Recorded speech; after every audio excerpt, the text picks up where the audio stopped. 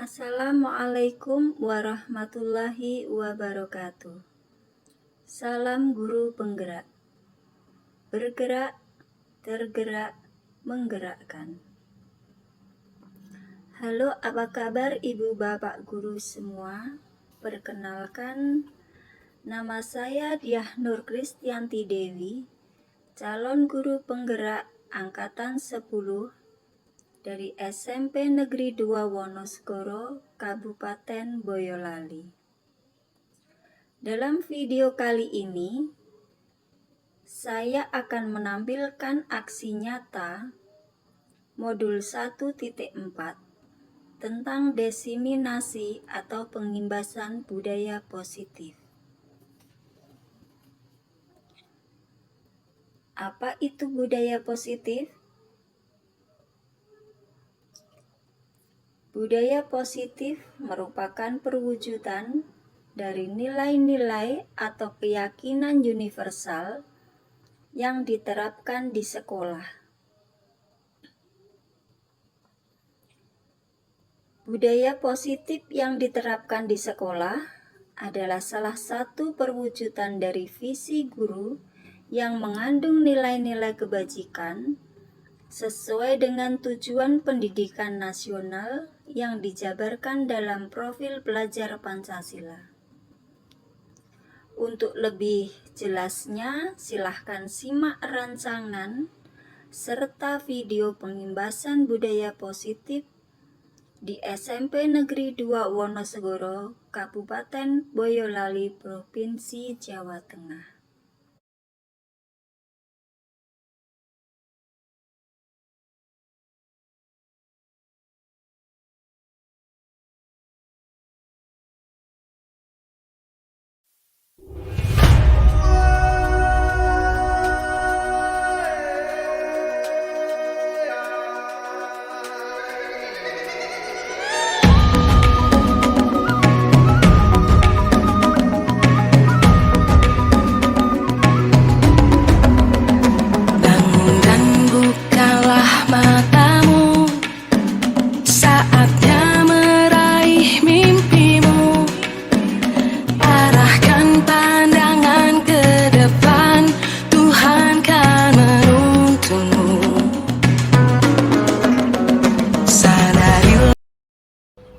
Assalamualaikum warahmatullahi wabarakatuh.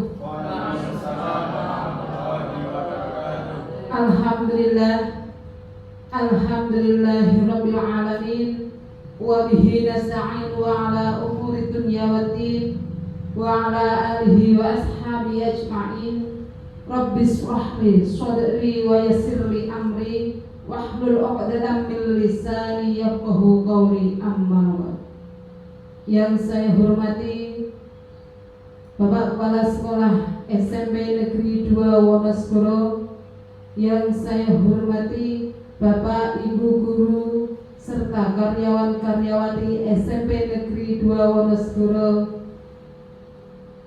Yang pertama, marilah kita panjatkan puji syukur kehadirat Allah Subhanahu wa Ta'ala yang telah melimpahkan beberapa kenikmatan kepada kita semuanya, terutama kenikmatan iman, Islam, serta kesehatan, sehingga pada kesempatan siang hari ini kita dapat berkumpul dalam keadaan sehat walafiat tanpa halangan suatu apapun. Yang kedua kalinya, Allahumma sholli ala Sayyidina Muhammad wa ala ali Sayyidina Muhammad. Salawat dan salam marilah senantiasa kita sanjungkan kepada junjungan kita Nabi Agung Muhammad Sallallahu Alaihi Wasallam, yang senantiasa kita nanti-nantikan syafaatnya minat dunia hatal akhirah. Yang ketiga kalinya, perkenankanlah saya di sini membacakan susunan acara diseminasi budaya positif SMP Negeri 2 Wonosegoro. Bapak Ibu yang saya hormati, adapun susunan acara yang pertama pembukaan, yang kedua menyanyikan lagu Indonesia Raya, yang ketiga doa, yang keempat sambutan kepala sekolah, yang kelima penyajian materi budaya positif. Dan yang keenam adalah penutup. Marilah acara pada siang hari ini kita buka dengan bacaan Bismillah bersama-sama. Bismillahirrahmanirrahim. Terima kasih. Semoga dengan bacaan Bismillah acara pada siang hari ini berjalan dengan lancar dan baik. Amin. Acara yang kedua, menyanyikan lagu Indonesia Raya. Kepada operator, hadirin dimohon berdiri.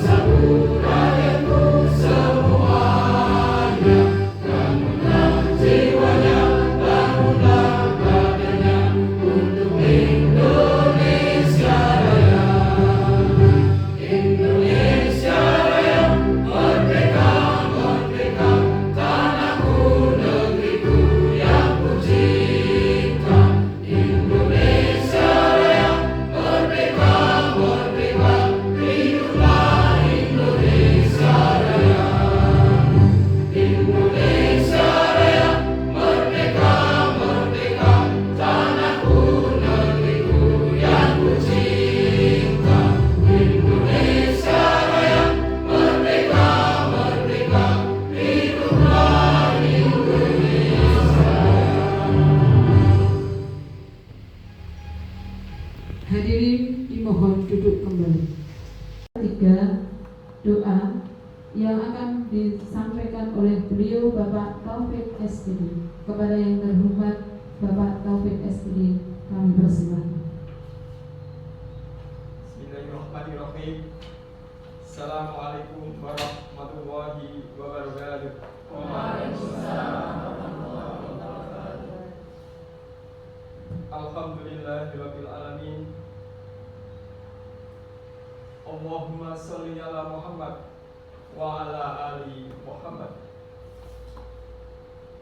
Ya Allah, limpahkanlah keberkahan dan kehadiran-Mu untuk kegiatan diseminasi yang kami hadiri pada hari ini. Ya Allah, Ya Aziz, Ya Wahhab, Ya Qayyum, jadikanlah kegiatan hari ini penuh manfaat untuk keluarga besar SMP Negeri 2 Wonosobo. Ya Allah, Ya Malik, Engkaulah pelindung kami dunia dan akhirat.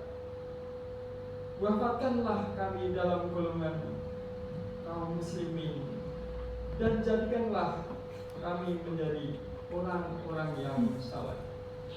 Rabbana atina fid dunya hasanah wa fil akhirati hasanah wa qina adzabannar.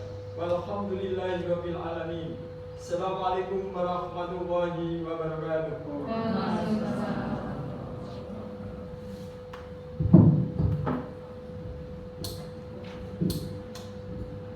Terima kasih atas doanya. Semoga kita semuanya mendapatkan keberkahan dari doa-doa tersebut. Amin. Allahumma.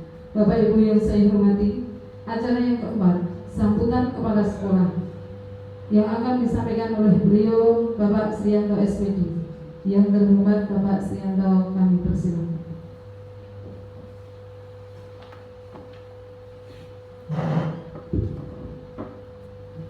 Bismillahirrahmanirrahim. Assalamualaikum warahmatullahi wabarakatuh.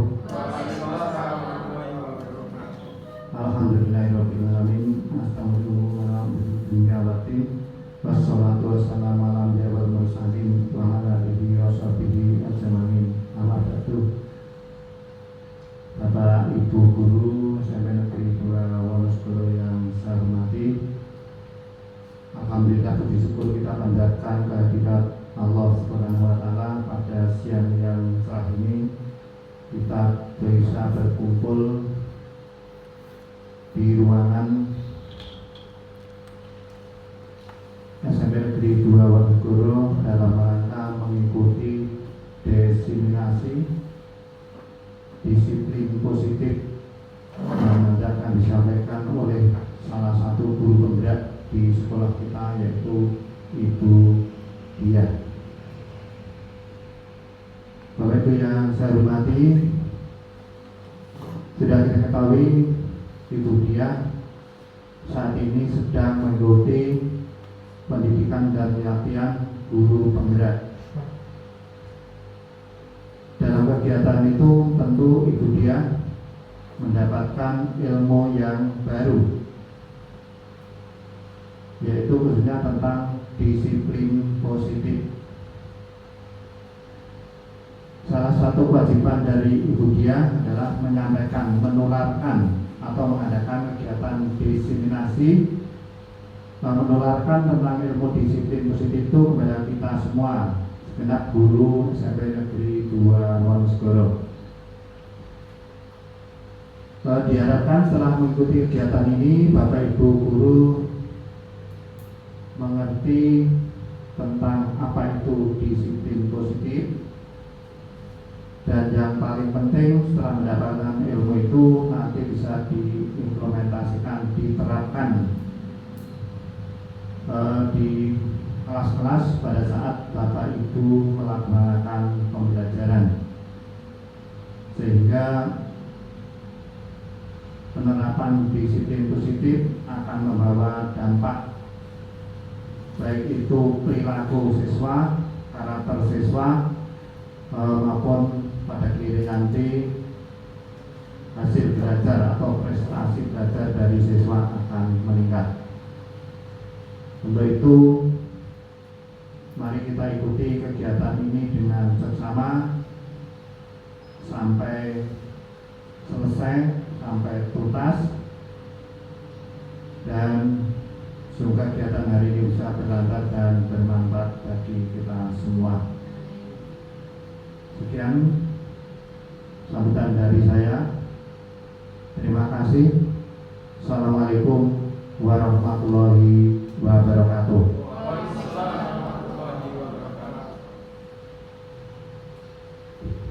Terima kasih atas sambutannya. Acara yang kelima, penyajian materi budaya positif yang akan disampaikan oleh Ibu Diah Nur Kristianti Dewi SPD. Kepada yang terhormat Ibu Diah Nur Kristianti SPD, kami persilakan.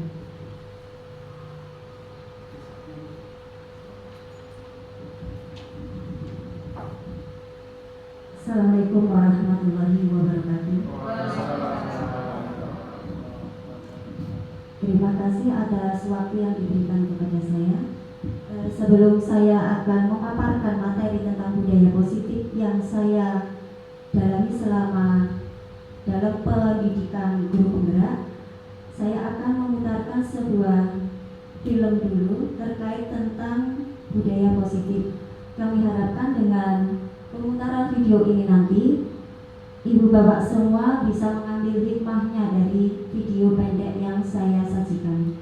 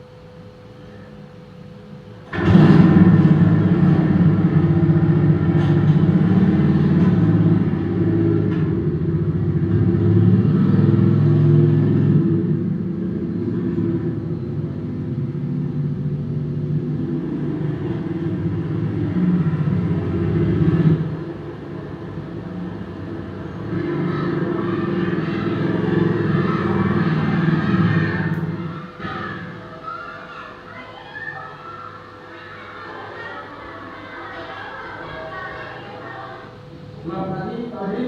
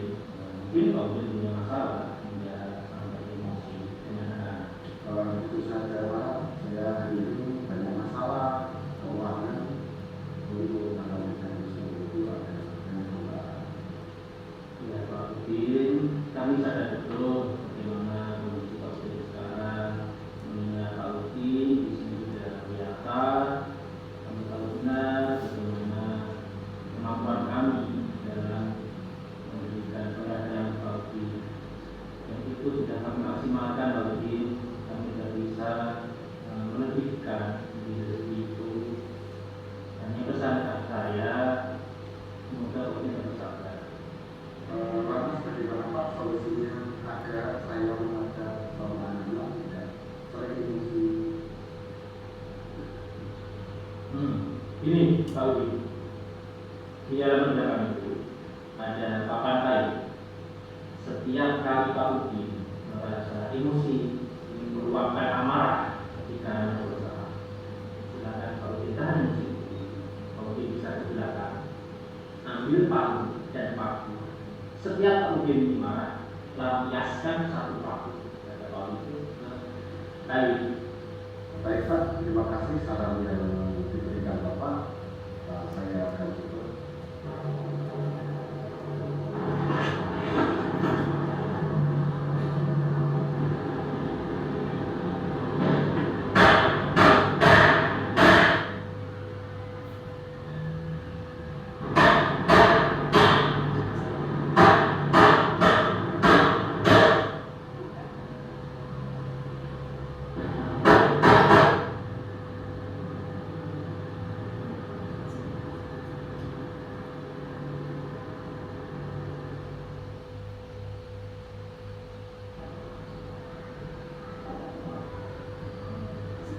Maaf Pak, saya terlambat.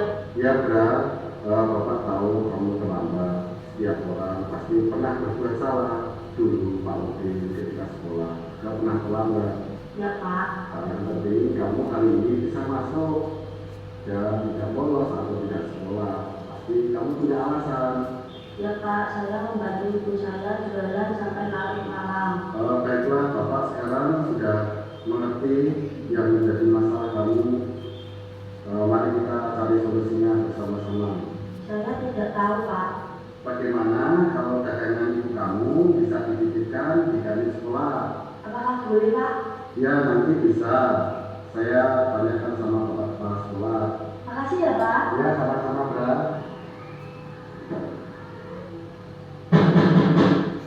Pak Udin, silakan Pak. Hari ini Pak saya bahagia sekali bisa menahan amarah saya, emosi saya. Hari ini tidak ada satupun paku yang tertampar. Wah, luar biasa Pak Udin. Pak Udin benar-benar melakukan apa yang saya sarankan. Tapi begitu, selanjutnya setiap kali Pak Udin merasa berbuat baik dengan anak-anak, tidak emosi lagi, silakan ambil satu persatu paku yang sudah Pak Udin tangkap.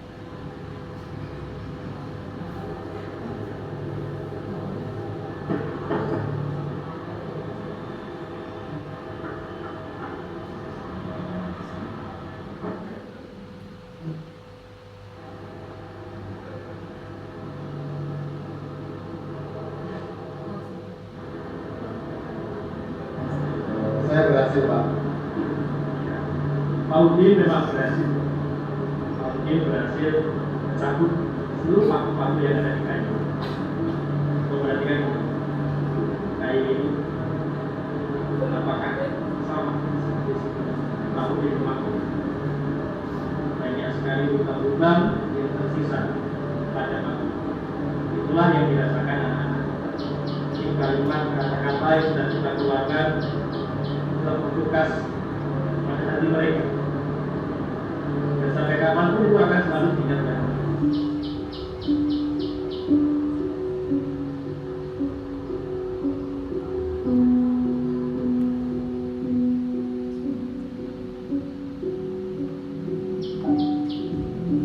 Ya, itulah film pendek tentang filosofi sebuah paku. Jadi menurut ibu bapak semua, setelah melihat video pendek tersebut, apa yang panjenengan rasakan semua? Monggo Ibu Binda memberikan komentarnya tentang video tersebut. Menurut panjenengan, menurut Anda, apa yang dapat diambil dari pelajaran dari film tadi?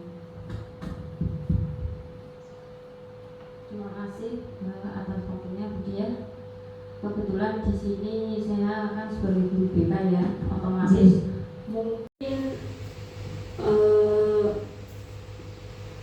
kemarahan saya dan Bapak Ibu guru yang lain lebih banyak saya pada setiap harinya. Jadi misalkan diakumulasikan dalam 1 bulan, mungkin saya itu peringkat pertama ya Bapak Kepala Sekolah. Peringkat pertama untuk tingkat kemarahan kepada siswa. Setelah saya melihat cuplikan video yang jenengan putarkan tadi, seperti kesimpulan terakhir di video tersebut, jadi kemarahan yang saya lakukan ke anak itu berarti membekas di hati mereka. Walaupun mungkin niat kita baik, tapi tentunya setiap anak itu mungkin penerimaannya akan berbeda. Mungkin maksud kita baik untuk demi kebaikan mereka, bahwa apa yang mereka lakukan itu salah, tapi ketika kita menyampaikan dengan kemarahan, tentunya mereka menganggap ya berarti itu sebuah hal yang menyakitkan mungkin. Jadi terima kasih atas video tadi. Mungkin setelah ini saya akan belajar lebih baik lagi bagaimana cara menyampaikan atau melontarkan kemarahan saya kepada anak. Mungkin dengan kalimat yang lebih baik, dengan nada bicara yang lebih rendah dari sebelumnya begitu. Terima kasih Bu Dia. Mungkin ada satu lagi, monggo Pak Abdul untuk memberikan komentar tentang film pendek tadi.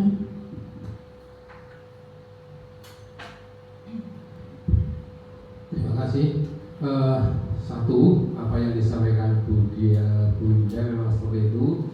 Yang kedua, ada cara lain untuk mengenang anak, tidak harus dengan membentak-bentak, tidak harus dengan menghukum. Cara yang kedua tadi, setelah Bapak itu sadar, Bapak itu ambil cara lain menggantikan hukuman itu dengan beberapa tugas atau pertanyaan yang nanti akan menjadikan anak itu akan berubah menjadi lebih baik. Terima kasih. Dari video tadi, saya yakin semua ibu bapak punya pendapat yang berbeda-beda. Intinya di sini kita harus lebih berhati-hati dalam menangani kasus anak atau permasalahan anak. Saya yakin banyak sekali anak-anak kita yang bermasalah, entah itu terlambat, entah itu tidak mengerjakan tugas ataupun yang lainnya. Jadi saya harapkan dengan video pendek ini tadi tidak ada kata atau kalimat yang melukai hati anak didik kita, sehingga nanti anak didik kita ke depannya akan lebih bahagia, akan lebih nyaman, aman berada di sekolah SMP Negeri 2 Wonosegoro ini. Untuk selanjutnya saya akan memberikan sedikit materi tentang budaya positif, masih berkaitan dengan video tadi.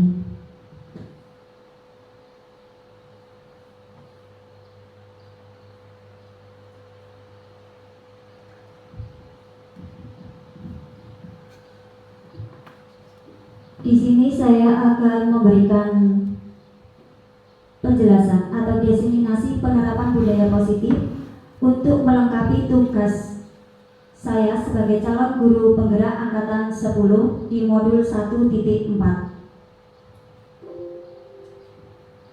Konsep utama budaya positif itu ada beberapa. Yang pertama, perubahan paradigma. Yang kedua, disiplin positif sendiri. Kemudian ketiga, kebutuhan dasar manusia. 4, motivasi perilaku manusia. 5, posisi kontrol restitusi. Berikutnya keyakinan kelas. Kemudian segitiga restitusi. Pembelajaran paradigma baru, yaitu pembelajaran dengan dirancang berdasarkan prinsip pembelajaran yang terdiferensiasi sehingga setiap siswa belajar sesuai dengan kebutuhan dari tahap perkembangannya untuk mewujudkan profil pelajar Pancasila. Kemudian disiplin positif, kita sering sekali mendengar atau bahkan kita mengatakan sendiri, kami itu harus disiplin. Jadi perlu kita ketahui, disiplin di budaya kita itu biasanya diartikan sesuatu yang dilakukan oleh seseorang pada orang lain untuk mendapatkan kepatuhan. Kita cenderung menghubungkan kata disiplin dengan ketidaknyamanan. Sebagai pendidik, tujuan kita adalah menciptakan anak-anak yang memiliki disiplin sehingga mereka berperilaku dengan mengacu pada nilai kebajikan universal dan memiliki motivasi intrinsik maupun ekstrinsik. Kemudian kebutuhan dasar manusia di sini ada 5. Entah itu kebutuhan dasar manusia berarti untuk kita sendiri maupun untuk anak didik kita. Yang pertama, bertahan hidup. Kemudian kedua, kasih sayang dan rasa diterima. Ketiga, penguasaan. Keempat, kebebasan. Dan yang kelima adalah kesenangan. Jadi di sini kebutuhan dasar ini saling terkait. Kalau kita bisa bertahan hidup tetapi tidak bisa menerima kasih sayang atau rasa diterima, itu rasanya juga akan jompleng, tidak imbang. Jadi kelima-limanya ini, kebutuhan dasar ini harus balance. Kemudian motivasi perilaku manusia. Motivasi merupakan dorongan yang timbul pada diri seseorang secara sadar atau tidak sadar untuk melakukan suatu tindakan dengan tujuan tertentu. Nah, apa tujuannya? Yang pertama, menghindari ketidaknyamanan dan hukuman. Di sini murid melakukan disiplin karena takut dihukum. Ini merupakan motivasi intrinsik. Kemudian yang kedua, mendapatkan imbalan atau penghargaan dari orang lain. saya lihat ibu bapak termasuk saya sendiri pernah melakukan atau memotivasi kita memberikan imbalan atau penghargaan ke anak didik kita. Murid akan disiplin karena ingin mendapatkan imbalan, entah itu imbalannya hanya permen sunduk 1, tetapi itu sudah merupakan motivasi bagi anak. Nah, ini termasuk motivasi ekstrinsik. Kemudian yang ketiga, menghargai nilai-nilai kebajikan diri sendiri. Di sini murid melakukan disiplin diri karena sadar akan nilai kebajikan dirinya. Ini juga termasuk motivasi intrinsik. Kemudian, apa itu konsep disiplin? Di sini saya nanti akan memberikan penjelasan tentang konsep disiplin identitas gagal dan sukses. Untuk yang gagal, hukuman itu biasanya menyakitkan, Bu Wida.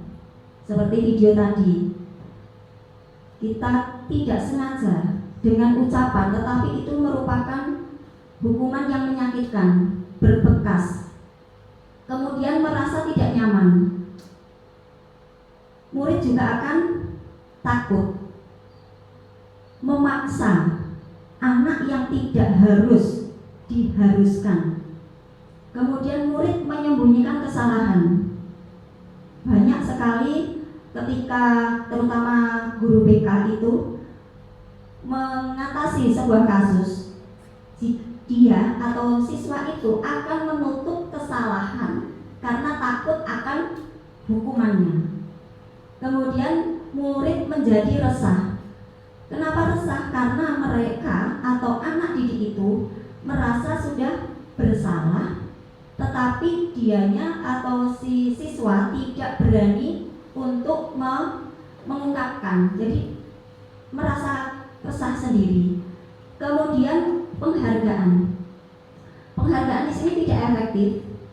Kemudian merusak hubungan iri. Maksudnya merusak hubungan iri seperti apa? Contoh, saya memberikan hadiah ke A karena nilainya tinggi, bagus. Tetapi ternyata ada laporan, Bu, si A itu ternyata nyontek Bu kemarin. Nah, itu sudah membuat anak merasa iri. Contoh lagi, mungkin Bapak Kepala Sekolah memberikan penghargaan kepada saya. Wah, Bu Diah ini mangkatnya tak kasih penghargaan.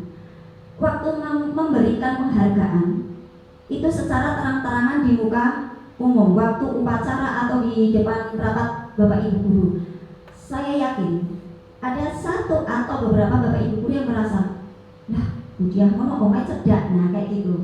Itu sudah menimbulkan rasa iri. Kemudian mematikan kreativitas. Kenapa kok mematikan kreativitas? Karena anak yang punya kreativitas tinggi, jika pernah merasa gagal tidak mendapatkan penghargaan, dia untuk mau berkreativitas lagi itu sudah males. Kemudian menghukum dengan sistem ranking. Maaf nih. Jadi kenapa setiap ada pembagian raport saya selalu bilang tidak usah disebutkan rankingnya, karena di sini merupakan beban mental anak. Jadi anak yang tadinya merasa bisa, itu nanti pasti ada yang langsung aku untuk ranking gitu. Jadi itu akan membuat kekecewaan yang mendalam. Kemudian merampas hak menghargai dirinya. Anak yang harusnya bisa menonjol, dia merasa langsung down. Saya sudah bisa, tetapi karena teman saya menyontek, nilainya lebih bagus, lebih baik, dia yang dapat penghargaan, dia yang dapat hadiah. Sedangkan saya yang mati-mati yang belajar, ternyata saya tidak mendapatkan hadiah. Nah, secara tidak langsung anak ini juga akan tidak menghargai dirinya sendiri. Kemudian konsep disiplin identitas sukses, konsekuensi. Yang pertama, penguatan jangka pendek. Kemudian perlu monitoring berkelanjutan. Ini biasanya tugas guru BK ya. Itu kalau dulu, kurikulum dulu itu yang namanya monitoring siswa itu biasanya guru BK, Bu Wida ya. Nah, sekarang tidak. Yang namanya monitoring berkelanjutan itu adalah dari guru mapel masing-masing. Karena setiap bakat anak itu berbeda-beda. Belum tentu anak itu pintar di pelajaran IPS, anak itu akan pintar di pelajaran matematika.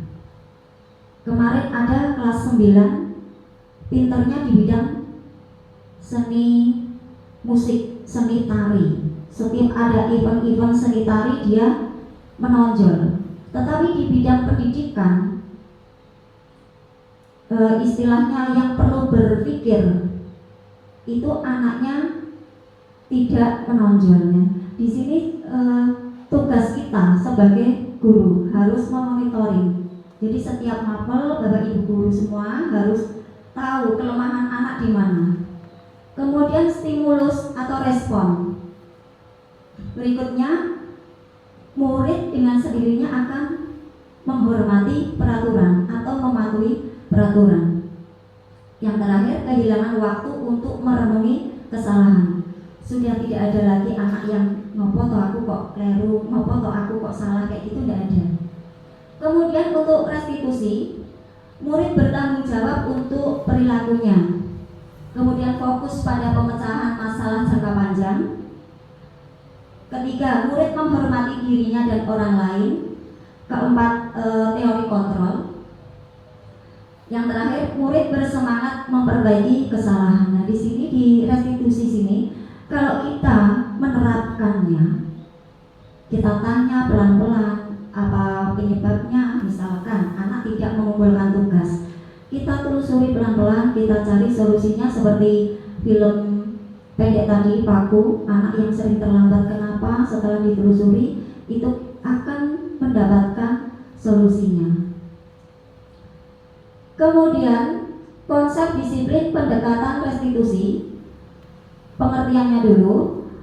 Restitusi adalah proses menciptakan kondisi bagi murid untuk memperbaiki kesalahan mereka, sehingga mereka bisa kembali kepada kelompok yang berkarakter lebih kuat.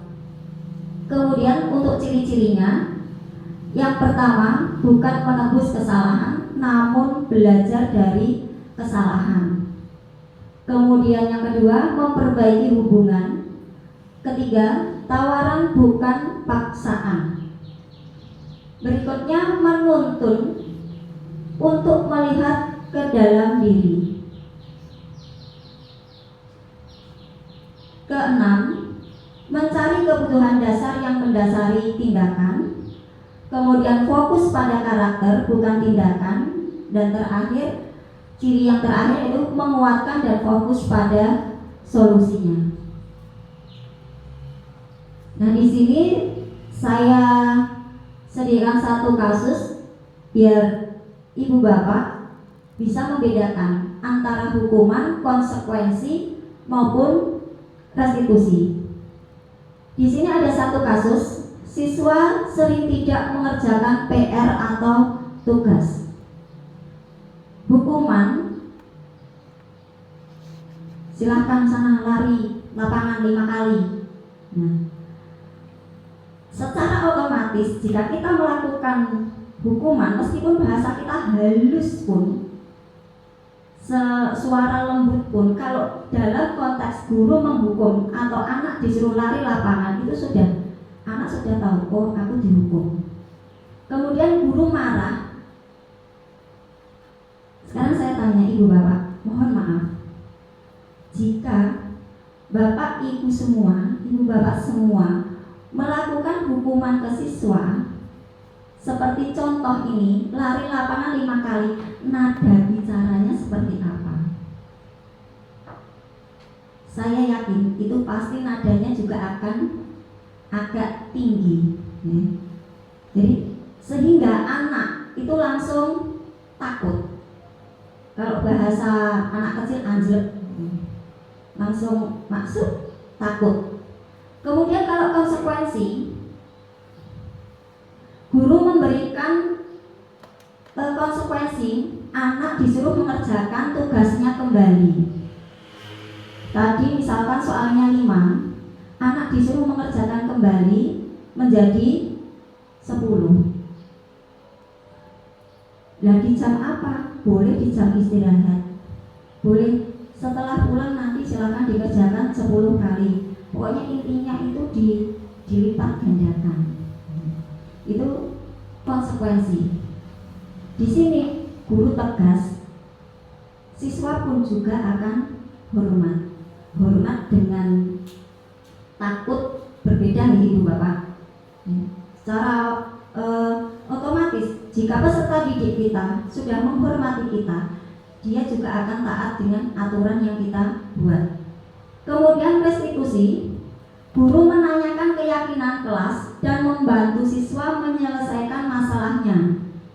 Nah, di sini nanti kita mencoba untuk tahun pelajaran baru, kita mencoba untuk membuat keyakinan kelas atau kesepakatan kelas. Jadi setiap kita pelajaran kita pasti ada kesepakatan tersendiri.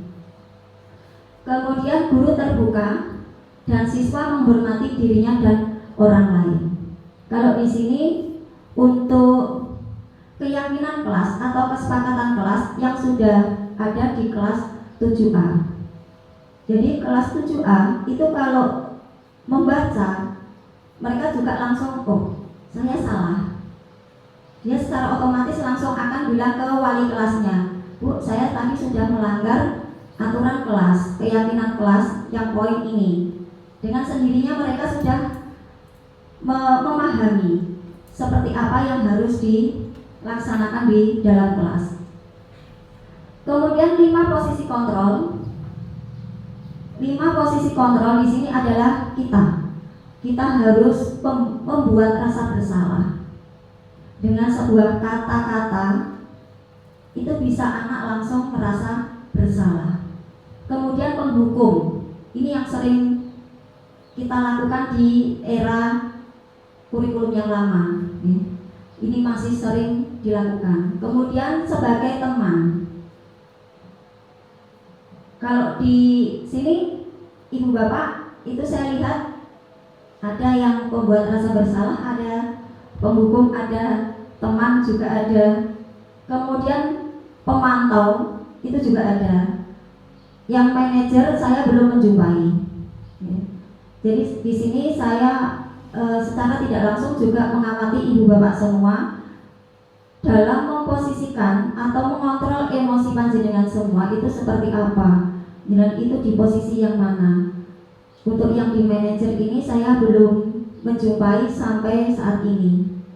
Semoga kedepannya saya sendiri pun mampu melaksanakan 5 posisi kontrol atau mengkontrol emosi kita dalam mendidik peserta didik kita. Kemudian di sini ada kasus cara penerapan 5 posisi kontrol. Siswa tidak memakai atribut lengkap saat upacara bendera. Nah, di sini saya memang sengaja ambil kasus ini karena setiap hari Senin di sekolah kita, entah itu ada 1 atau 2 anak, itu pasti ada yang atributnya kurang. Nah, gimana caranya? Nah, di sini nomor 1, pembuat rasa bersalah. Pertanyaan yang dilontarkan biasanya kan di sini yang mengatasi Bu Istiqomah nih sama Bu Fira. Berapa kali Bu Guru harus memberitahu kamu, Ibu kecewa sama kamu. Nah, ada kata-kata Ibu kecewa sama kamu. Nah, itu sudah merupakan pembuat rasa bersalah anak. Kemudian untuk penghukum,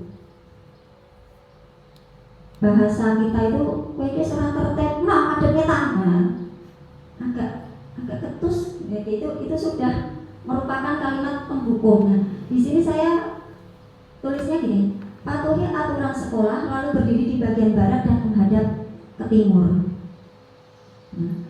Kemudian sebagai teman, ayo toh tertib. Nah, bahasa kita kan bahasa Jawa seperti itu ya. Ayo mbok sing tertib tole, cah bagus, ayo. Nah, itu sudah kita memposisikan diri kita sebagai teman. Ya. Buat ibumu bangga, buat saya bangga dong kalau kamu itu bisa tertib. Nah, kayak gitu. Itu kita sudah memposisikan diri kita sebagai teman. Kemudian posisi sebagai pemantau. Wih, ini selanggar. Orang dengan aturan, nah itu sudah termasuk pemantau. Ya. Kamu sudah melanggar, apa peraturan dan konsekuensinya? Kemudian yang terakhir, sebagai manajer, di sini pasti tanya dulu, apakah kamu tahu kesalahanmu itu apa? Kira-kira bagaimana kamu akan memperbaiki kesalahanmu? Jadi dalam menghadapi kasus anak, kita memang harus berhati-hati dalam mengucapkan sebuah kalimat. Kemudian keyakinan kelas. Keyakinan kelas di sini, kenapa kok bukan peraturan kelas saja? Karena suatu keyakinan itu nilai-nilai kebajikan atau prinsip-prinsip universal yang disepakati bersama secara universal, lepas dari latar belakang suku, negara, bahasa maupun agama.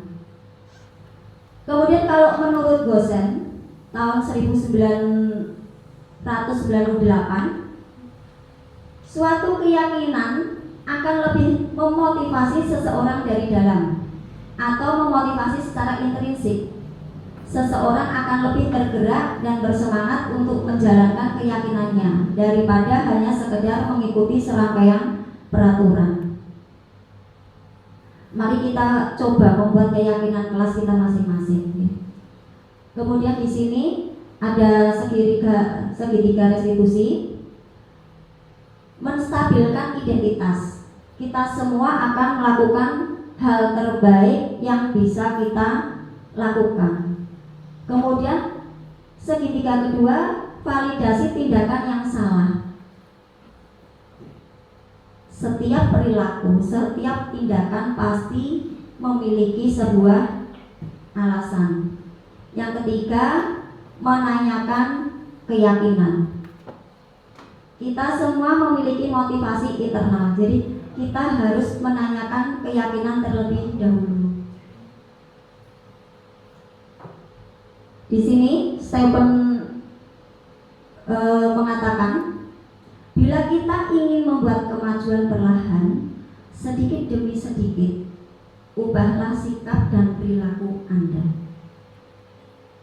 Namun, bila kita ingin memperbaiki cara-cara utama kita, maka kita perlu mengubah kerangka acuan kita. Ubahlah bagaimana Anda melihat dunia, bagaimana Anda berpikir tentang manusia. Ubahlah paradigma Anda, skema pembahasan dan penjelasan aspek-aspek tertentu tentang realitas. Jadi, saya berharap dengan adanya diseminasi yang singkat ini, Ibu Bapak semua bisa mengambil hikmah tentang budaya positif, dan kedepannya semoga bisa menerapkan di lingkungan SMP Negeri 2 Wonosobo. Terima kasih atas waktunya. Wassalamualaikum warahmatullahi wabarakatuh.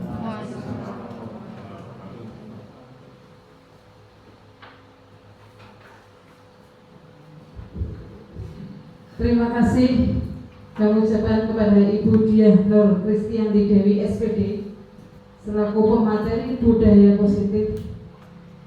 Materi yang sangat luar biasa yang bisa kita ambil semua hikmah-hikmahnya.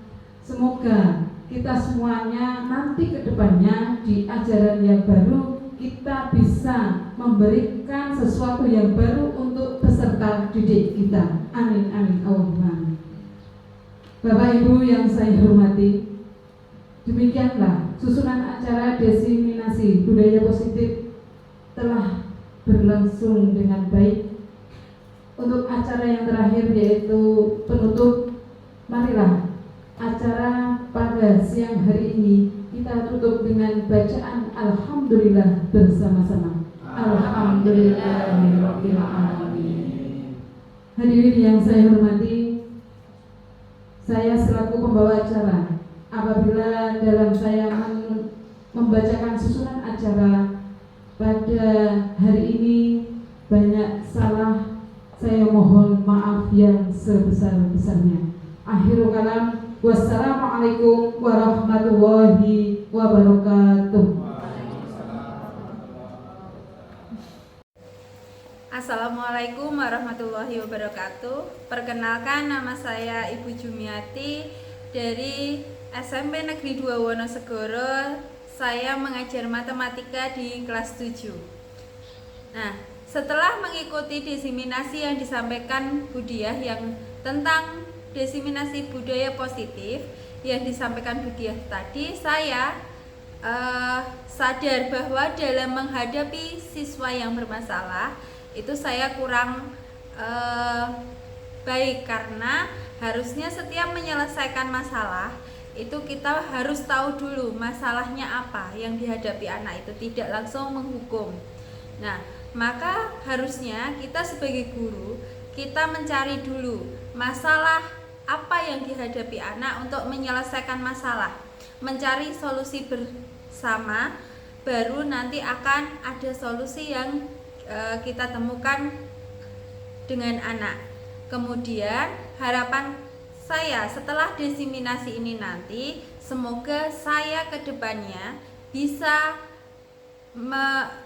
menerapkan restitusi segitiga restitusi pada anak-anak, sehingga anak-anak bisa lebih nyaman dalam mengikuti kegiatan pembelajaran di sekolah SMP Negeri 2 Wonosegoro. Nah, mungkin itu saja. Terima kasih atas ilmu dari Bu Diah yang telah diberikan kepada kami semua. Sukses selalu untuk program pendidikan guru penggerak pada angkatan 10. Terima kasih. Wassalamualaikum warahmatullahi wabarakatuh.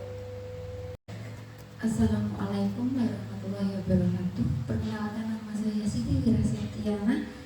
Saya akan sejawat dari Ibu Diah Nur yang sedang mengikuti program pendidikan guru penggerak angkatan 10. Alhamdulillah, selesai mengikuti diseminasi budaya positif hari ini, saya semakin paham dan mengerti bagaimana langkah kita dalam menangani kasus atau permasalahan anak. Terima kasih Bu Diah untuk ilmunya. Terus semangat dalam menebarkan kebaikan. Sukses untuk program pendidikan guru penggeraknya. Wassalamualaikum warahmatullahi wabarakatuh.